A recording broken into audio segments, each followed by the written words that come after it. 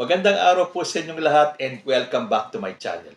Bago po ako mag-umpisa, gusto ko lang pong magpasalamat or actually gusto kong mag-welcome sa TVJ, sa EAT, sa TV5. Bakit po? Kasi sa dinami-dami po ng vloggers, nasama po ang aking pangalan, si Tito Manny, sa mga pinasalamatan ng TVJ ng mga vloggers. So I feel honored dahil maliit pa lang naman po yung aking channel and yet isinama po nila sa kanilang pasasalamat ang usapang Tito Manny. So salamat po TVJ and welcome. Okay, ang topic ko po ngayon ay itong si Aura Briguela. Dahil alam na po nating lahat yan kung ano ang naganap niya sa poblasyon. Yung pagwawala ni Aura, yung kanyang pagkakahuli at yung kanyang paglaya nung Sabado. Ito po maraming kumukwestiyon. Paano daw nakalaya si Aura Briguela ng Sabado? Wala pong opisina yan. Meron daw bang malakas na baker ang nagtrabaho para makawala si Aura? Dahil kung naging ordinaryong tao lang po yan at hindi celebrity, mga Lunes pa po yan maakalaya. O kaya kung half day daw, dyan sa kung saang presinto yan. Pwede daw yun. Pero mas madalas, pag Friday ka ipinasok, mga Lunes na ang labas mo. So, papaano daw nakalaya si Aura Briguela? Well, kung kayo po ay may nalalaman, kung talagang posible talagang makapagpiyansa si Aura ng Sabado, paki-comment lang po para ma-share naman natin sa ating mga viewers kung talagang pwede ba or posible bang makapagpiyansa si Aura ng Sabado or meron lang gumapang. Anyway, ito po kasing kinasasangkutan ni Aura Briguela ay muntik na siyang maging hero.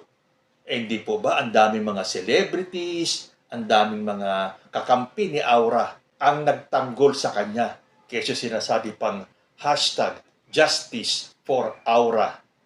Hindi po ba pati si Raffy Tulfo, si Risa Hontiveros, si Rowena Guanzon ay sinakyan sa issue na to. Pero mabuti na lang, meron ding #Justice for CCTV. Kita nyo naman, muntik nang maging hero si Aura Briguela kung hindi pa nagsalita ang CCTV.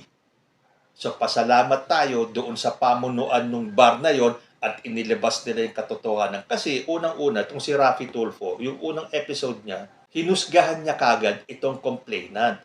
Pati nga yung polis na kausap niya. Pumanig kagad si Raffy Tulfo kay Aura Briguela. Dahil daw, pinagtanggol lang daw ni Aura yung kanyang mga kasamaan sa harassment. Nang hindi man lang nagre-research si Raffy Tulfo at naglabas na siya ng kanyang verdict na dapat daw hindi paniwalaan kaagad yung statement nung nag-complain itong si Mark. Dapat daw makuha din yung panic or kung ano yung statement ni Aura. Ang problema nito, walang masabi yung polis sa side ni Aura dahil alam niyo naman po, di ba, na meron tayong you have the right to remain silent. So nung nasa presinto, hindi nagsasalita si Aura. Although, nakita naman natin kung paano bastos-bastosin ni Aura yung mga pulis. Meron po kasi tayong sinasabing dapat galangin mo yung mga pulis. Yung men in uniform. Hindi porke artista ka, entitled ka na mambastos na mga men in uniform. So anyway, itong si Raffy Tulfo, nagbigay kagad ng kanyang desisyon. Yung bang sinasabi ng marami na yan si Raffy Tulfo, akala mo siya yung batas. Walang due process kay Raffy Tulfo. Yan po ang sinasabi ng karamihan kasi hindi naman ako nanonood ng RTIA. Yan daw kasi ang madalas gawin ni Raffy Tulfo, ang magbaba ng desisyon ng hatol according sa kanya. Kung ano sa tingin niya ang tama, walang due process. Mapapahiya at mapapahiya ka. Ay ang nangyari, biglang naglabas ng CCTV yung bar sa poblasyon. At doon lumabas ang katotohanan na si Aura at ang grupo nila ang nag-umpisa ng gulo. So biglang kambyo si Raffy Tulfo. Ano ang mga dahilan niya? Kesyo naubusan daw sila ng oras dun sa first episode nila, kaya hindi nila nakuha yung magkabilang panig. Paano mo ngayon sasabihin na hindi mo kinuha yung magkabilang panig? Noong palang first episode mo, hinusgahan mo na itong si Mark. Pati yung pulis, hinusgahan mo na. Ngayon sa part 2 ng video mo, sinasabi mo pang homophobic kasi yung pulis. Pakalayo naman ang usapin na yon. Sinasabi lang ng pulis kung ano yung statement ng complainant. ano ang homophobic doon? Totoo naman na ang gusto ni Aura ay paghubadin yung lalaki. Nung hindi niya nakuha yung gusto niya, doon na na-triggered siya. Pero alam nyo, ito sa akin lang kung lasing lang si Aura, hindi magiging ganun katindi yung kanyang pagwawala. Kasi lasing ka, so medyo dapat tipsy ka. Pero bakit ang lakas-lakas ni Aura nun? Hindi kaya dapat pinadrug test itong si Aura? Hindi ko po sinasabing siya ay nakadrugs. Ang sinasabi lang natin, hindi kaya dapat pinadrug test siya. Kasi hanggang sa presinto, kung sagot-sagutin niya yung mga polis, para bang ang tapang-tapang ni Aura. Kasi kung yan ay lasing lang, yung duration, yung tagal, mula dun sa gulo sa loob ng bar, hanggang sa gulo sa labas, dun sa bugbugan, hanggang sa presinto, dapat nag-wear off na po kahit papano yung epekto ng alak. Pero bakit parang weng-weng pa rin ang dating ni Aura? Parang hindi na epekto ng alak yung kanyang pinaggagawa. So yung sa akin, hindi ko sinasabing nakadrug si Aura, pero hindi kaya dapat pinadrug test siya. Or lahat sila pinadrug test. Isa pa pala, bakit sinasabi nila na si Aura lang daw ang hinuli? When in fact, pati yung kagrupo nung Mark, kasi if I'm not mistaken, yung nakahubad dun sa video na isinakay sa police van, ay yun yung Mark. Hanggang doon sa presinto, yung nakita sa video na nakahubad na lalaki, yun yung kinursunada ni Aura. Kaya nga siguro nakapag-complain yung lalaki doon. So, hindi lang po si Aura ang dinampot. Siguro, si Aura lang yung pinusasan dahil nagwawala siya. Na kahit andyan na yung mga pulis, hindi siya maawat-awat. So, ang nangyari, bumaliktad ngayon si Rafi. Hindi na siya kampi kay Aura ngayon. Dahil parang sinabi niya, patas daw yung kanyang programa. So, after the program, nag-research daw sila. At naghanap sila ng video. Ang tanong, bakit hindi ka muna nag-research or yung mga tao mo pinag-research mo bago ka nagbaba ng hatol at pumanig ka agad kay Aura at parang pinalilitaw mo na nagsisinungaling yung complainant dahil ang sinasabi ng panig ni Aura ay pinagtanggol lang ni Aura yung mga kaibigan niya dahil binastos daw. Pero bakit ngayon bigla kang bumaliktad?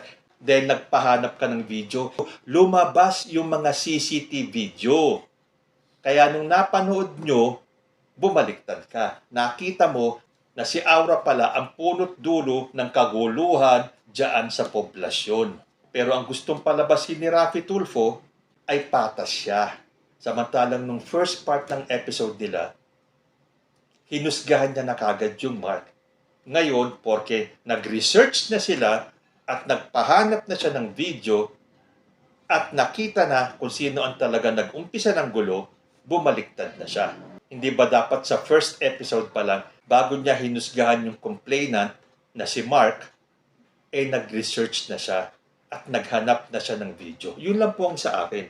Parang nakakatakot kung ito man ang maging presidente natin, tapos ganyan ang magiging brand ng kanyang pamumuno. Wala na yung due process. Kung para sa kanya sa tingin niya, guilty ka na agad. Wala nang research. Wala nang hanapan ng ebidensya. Ganun po ba ang gusto natin? Well, ito pong opinion ko ay base lang dito kasi sa kaso ni Aura Briguela. Ngayon, mayroon pa pong 2 R kasi 3 R's yan Si Rafi, si Risa, si Rowena. Ito naman kasi ang sinabi ni Risa Hontiveros. We urge the PNP leadership to investigate the arrest of Aura Briguela as well as the way it was conducted on an unarmed woman. Yung nagtanggol pa sa kaibigan na hinaras, siya pa ang inaresto. Again, correct me if I'm wrong, base dun sa video, hindi lang po si Aura yung inaresto. Siya lang po yung pinusasan kasi nagwawala siya. So ito, nasunog si Risa dito dahil sinabi niya, kung sino pa yung nagtanggol sa kaibigan, siya pa ang inaresto. Sa susunod, mag-research din kayo. Mahirap naman po kasi magbigay ng opinion nang hindi mo nalalaman yung magkabilang panig. Ito, sa mga tulad ni Rafi Tulfo, Risa Hontiveros at Rowena Gonzon, kampi kagad sila kay Aura. Ang alam kasi nila, sinabi nung side ni Aura, pinagtanggol ni Aura yung mga kaibigan na hinaras. Lumabas yung CCTV. Ano kaya ngayon ang masasabi ni Risa Hontiveros? Ito pa isa, si Rowena Gonzon. Sabi niya dito, even if you disagree with Aura's actuations, know your rights during arrest and custodial investigation. Ang pulis hindi dapat kinakausap ang suspect na walang abogado, mga pulpol. Ito na naman si Rowena Guanzon. Kung titignan mo naman yung video, talaga namang sasagot yung mga polis dahil ayaw silang tigilan ni Aura. Kaya sabi ko nga sa inyo, parang hindi epekto ng alak yung ginagawa ni Aura Briguela. Again, I hope I am wrong. Sana nga sa alak lang lango si Aura. Sabi pa ni Rowena Guanzon, I saw the video. Hindi sinuntok ni Aura ang polis. The policemen were harsh and grabbed her body.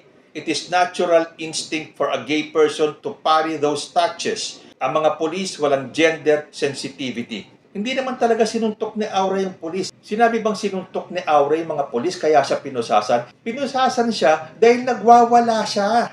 The policemen were harsh and grabbed her body. Ano ang dapat gawin ng polis sa mga tulad niyang nagwawala? O porke artista si Aura? You treat her with kindness kahit na nagwawala na siya. Ayaw niya magpaawat eh. Bakit yung mga ibang isinakay doon sa police van? Hindi naman nakaposas. Dahil ginalang nila yung mga pulis at sila ay sumama nang hindi nagwawala. Hindi tulad ng ginawa ni Aura. So wala pong kinalaman ang pagiging LGBT member ni Aura dito sa kasong ito.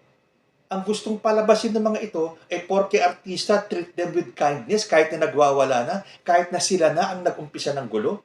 If you really saw the video, makikita mo kung sino ang nag-umpisa ng gulo. Siguradong kung yan ay ordinaryong mamamayan, okay lang na i-treat at posasan ng ganon.